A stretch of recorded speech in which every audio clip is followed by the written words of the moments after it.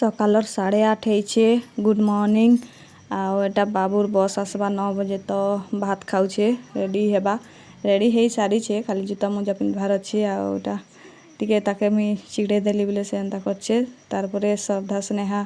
भात खाऊछन बाबू भागला परे सेनो एटा ये भी माने का करसन तार मिक्सचर नहीं देली बोले एंता ये करूछि केंता कर दउछे मुहटा के ताके मिक्सचर संगे भात खाइबार लगी भल लगे। आज तो पानी बरसुचे बहुत पूरा तो इटा हमें खली चटनी बनाऊँ आ सामने खली चटनी मिशन रू बाहर करूछन बोले मुझे बनाऊे थाकी मार दूचे तो से पूरा थाकी मारलु कम से कम 1500 बनालु आर लाइन भागला बोले बंद कर देलु सेनु 4 बजे आम दुकान जाइलु बाबूर स्कूल बैग नहीं थे तो बाबू के स्कूल बैग आनबार लगे जाइलुटा तो बैग तो दाम सुनिक पूरा ये बोले सेनु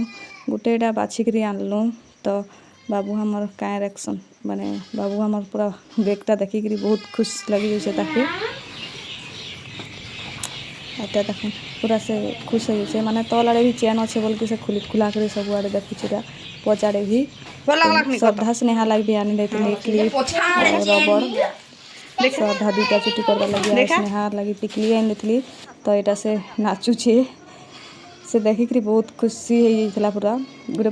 रबड़ पकेट गोटे आनी देती देखिक बड़ा ये लगी जाता।